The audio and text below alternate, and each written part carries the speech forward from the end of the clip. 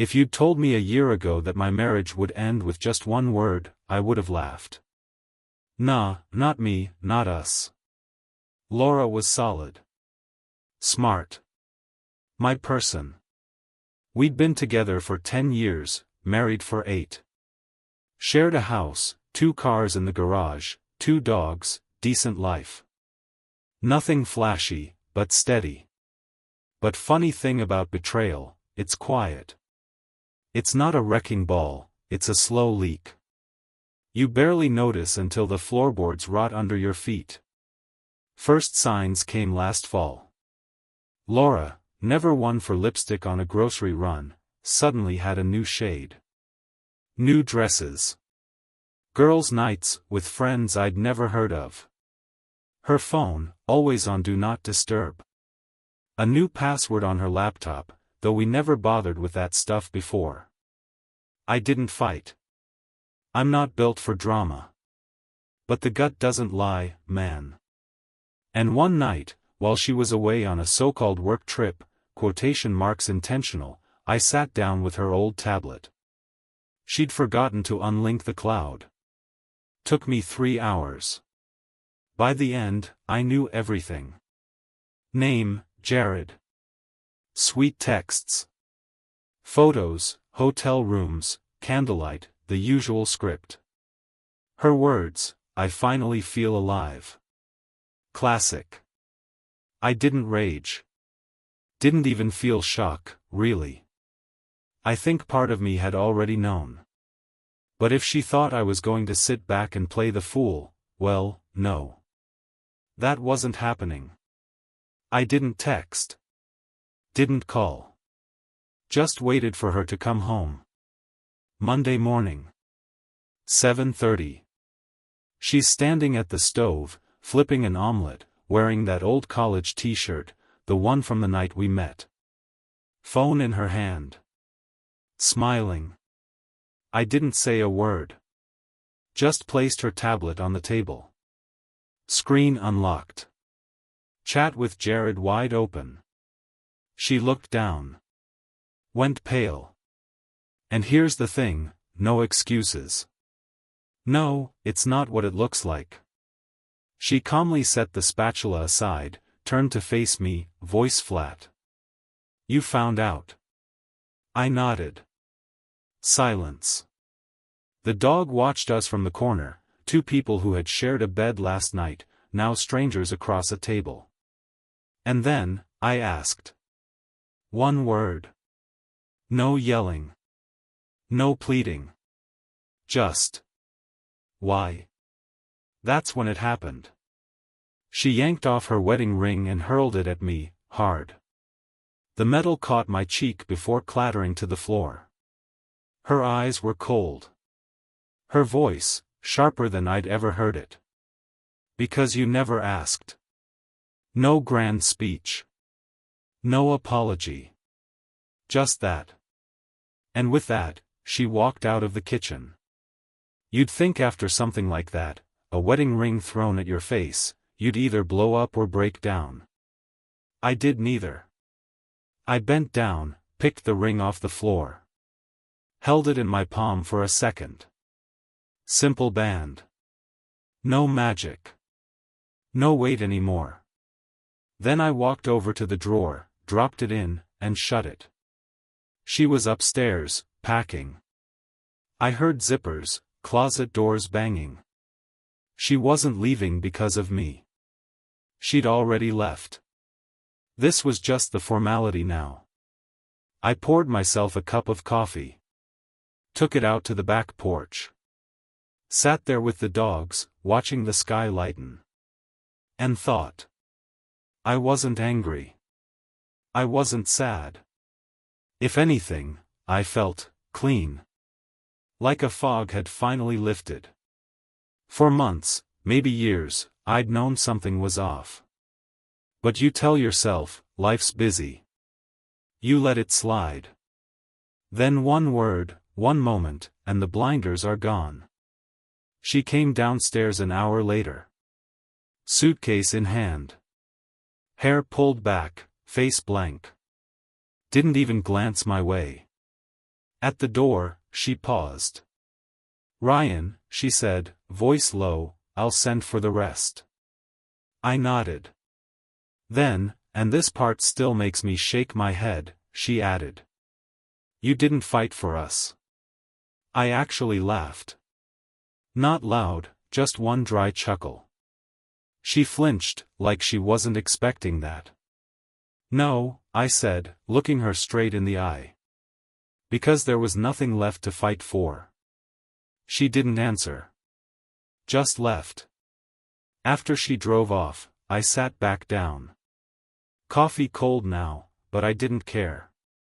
That's when something clicked inside me, not bitterness, not revenge. Strategy. I wasn't going to grovel. I wasn't going to run around town crying about my cheating wife. And sure as hell, I wasn't going to let her waltz out with half my life because I sat on my hands. I made a list. Not an emotional one. A practical one. 1. Bank accounts, froze the joint ones, opened a new one in my name.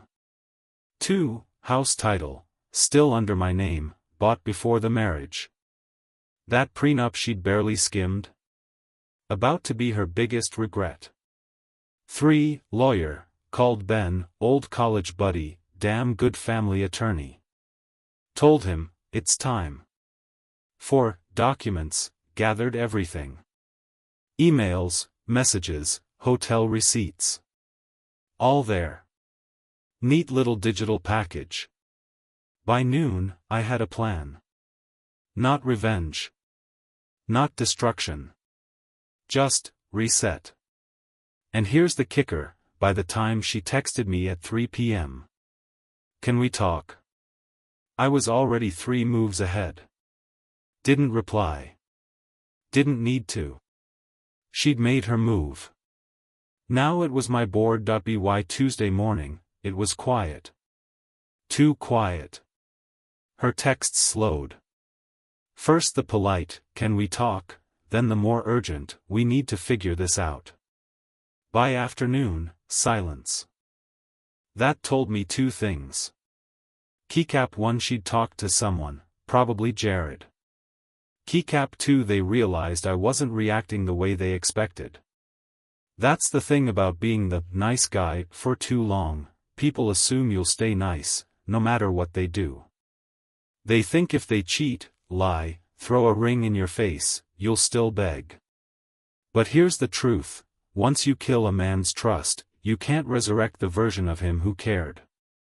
I met with my lawyer that afternoon. Ben's office, all dark wood, leather chairs. Smelled like old books and stronger coffee. He leaned back, hands behind his head. "You've got everything I need," he said, scrolling through the files on my flash drive. "Prenup's airtight. No spousal support.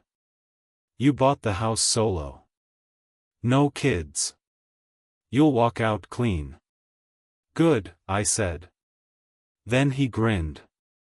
"You want it public?" I raised a brow. "Define public." "Well," he said, "we can file quietly, or I can file with an addendum, petition to introduce evidence of marital misconduct. That goes on record. Anyone can pull it." I thought about it. About her public image, Mrs. Perfect Wife, brunch queen, influencer with 15K Instagram followers posting daily about authentic love and building a life with your soulmate. Hypocrisy makes the best kindling. "File with it," I said. Ben chuckled. "Didn't think you had that side." "Neither did she," I replied. Wednesday morning, the first real crack. Phone buzzed at 9:17 a.m., unknown number. I let it go to voicemail. Then curiosity got me, played it back. "Ryan, it's Jared. We need to talk, man. This doesn't have to get messy. Call me." That made me laugh out loud. Imagine the audacity, the guy sleeping with my wife, now trying to negotiate. I didn't call. But I did forward that voicemail to Ben, for the file. Nice little addition to the misconduct petition. By Thursday, word was getting around. Small town. People talk.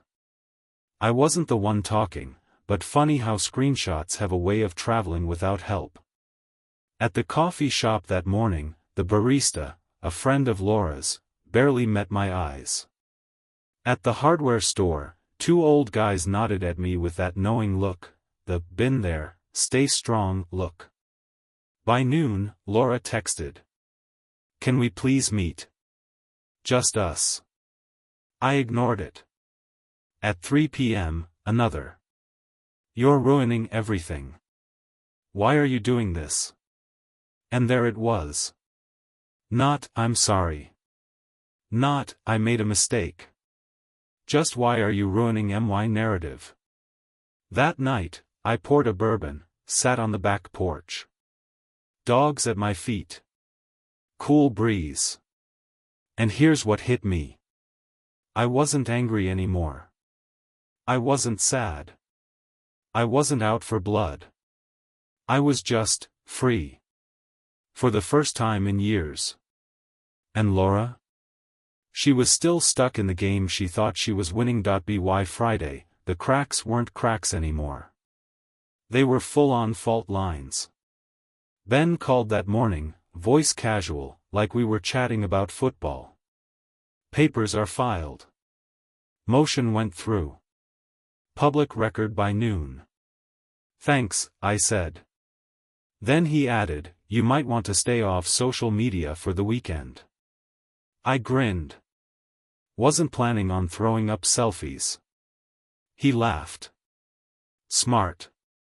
But I wouldn't mind seeing her Instagram. Should be interesting. He wasn't wrong.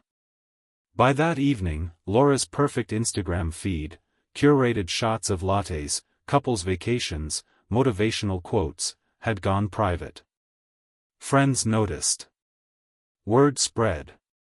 Funny thing about people who live for appearances, they unravel faster than anyone once the curtain drops. Saturday. That's when it got really good. Phone buzzed. Unknown number again. Voicemail. I played it on speaker. Ryan, it's Jared's wife. I think we should talk. Now that was a twist. We met at a quiet little diner. She walked in sharp, business suit, hair pinned up, face pale but determined. I'm Amanda, she said, sliding into the booth. Ryan. I shook her hand. No small talk. No pity party. She opened her bag, pulled out a folder. I found these, she said, voice steady. Phone records. Jared's hotel charges. Credit card receipts. She looked me dead in the eye. You're not the only one cleaning up their mess. I sipped my coffee, nodded. Want to compare notes? I asked. She smiled. Thought you'd never ask. An hour later, we had a full timeline. Turns out Jared wasn't just charming my wife, he'd been working his way through 3 other women in his office. Including one intern. Company funds involved. Policy violations stacking up like dominoes. Amanda wasn't bluffing. She'd already contacted HR. Already called her lawyer. By Monday, she said, sliding her phone across the table, he'll be suspended. I leaned back. Guess they didn't plan this far ahead. She shook her head, smiled faintly. They thought we'd fall apart. Sunday afternoon, another text from Laura. You don't have to destroy me. We can settle this. Please. I stared at it for a while. The woman who'd thrown her wedding ring at my face for daring to ask, why, now begging for terms. I typed one line back. You should have thought of that before. Didn't send it. Deleted it. Better silence than gloating. Because here's the truth. Revenge isn't loud. It's quiet. It's surgical. And it's best served with a clear conscience. By Monday morning, the world Laura built was caving in. Ben called first thing. "You'll like this," he said. Her attorney just reached out. "They want to settle." Quietly. I smirked. Of course they do. No spousal support. No claim to the house. She's ready to walk, as long as there's no public court fight. I thought about it. It wasn't about money for me. Or image. It was about making sure she didn't rewrite the story. So I told Ben, "Fine. But one condition, I want the meeting face to face. Just once." He chuckled. "Cold. I like it. I'll set it up." Tuesday afternoon. Neutral ground, Ben's office. Laura walked in late. Alone. Pale. Hair down. Not the polished queen I'd known. Just tired. She sat across from me.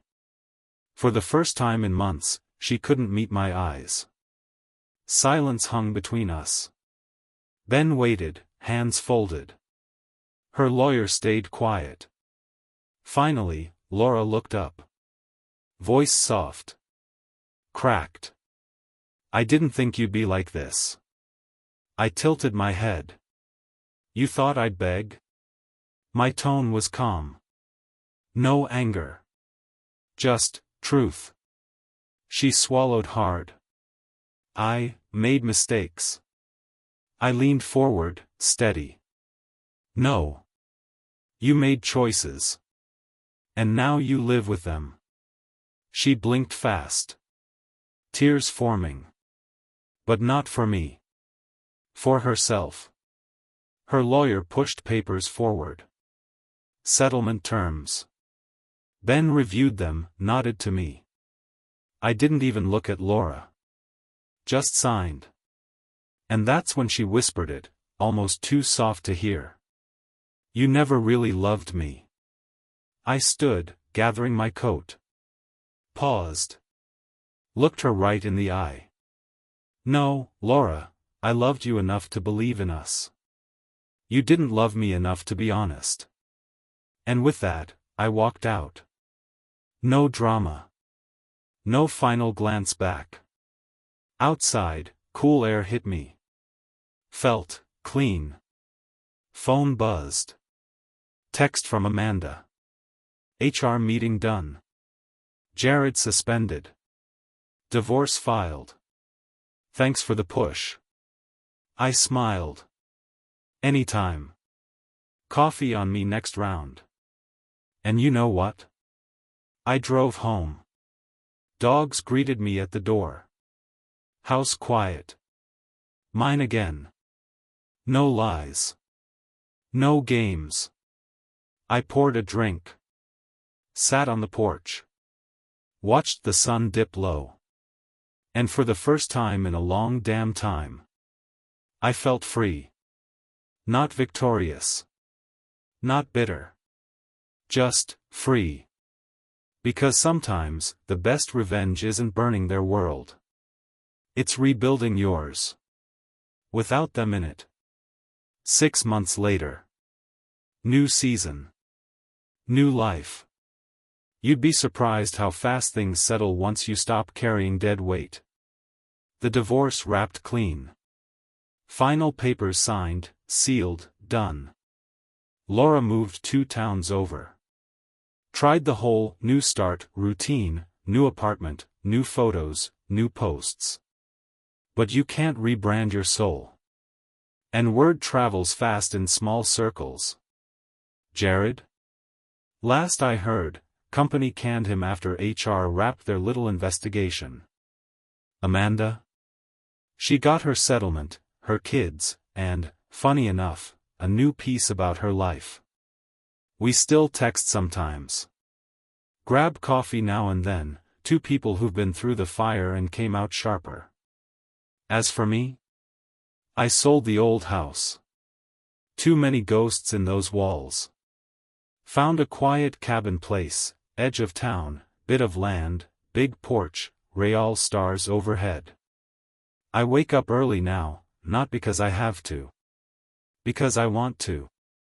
Work's solid, went back to consulting. Fewer hours, better clients, more time for me. I lost 20 pounds. Not from stress, from life. Hiking. Fixing fences. Chopping wood instead of chopping spreadsheets. And the funny part? I look better now at 40 than I did at 30. Ain't that something? But here's what really changed, the way I see people. I don't chase. I don't beg. I don't twist myself to fit someone else's story. I know my worth now, not in anger, not in ego, just quiet certainty. A few months back, I ran into an old friend. Eli, guy I hadn't seen since college. He looked me up and down, grinned. Damn, man. You look lighter. I laughed. Dropped about 130 pounds of baggage. And life? It's simple now. Morning coffee on the porch. Dogs at my feet. Fresh air. Honest work. Good people. No lies. No games. Sometimes people ask, would you do it different? And you know what? No. Because it took losing her, to find me. And maybe, just maybe, that's the best ending of all that it wasn't planned. The best things never are. Late fall. Leaves turning. Air crisp enough that you finally pull out that old leather jacket. I was grabbing supplies at the hardware store. Paint. Nails. Random odds and ends. Life of a man fixing up his own place. I wasn't looking for anything. Or anyone.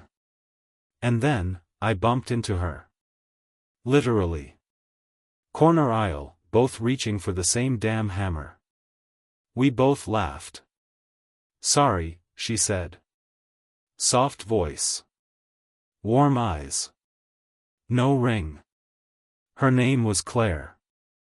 Local artist. Ran a small studio downtown. Independent.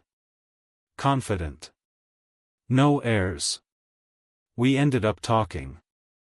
15 minutes turned to 30. Coffee, just to chat, turned into a long walk through the farmer's market.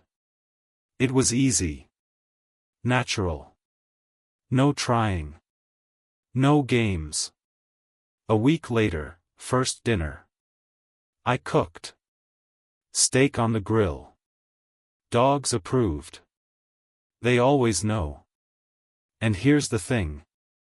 I didn't tell her everything that night. Didn't need to dump the whole history. But I was honest. I've been through some things, I said. I'm not looking for drama. Just honesty. She smiled. Same. Weeks passed. No red flags. No double life vibes. She had her own world, her own passions. And she liked me. Not the idea of me. Not some potential project to mold. Just me. Quiet mornings. Dumb jokes. A man who knows what he won't tolerate anymore. One night on the porch, stars out, bourbon in hand, she looked over and asked.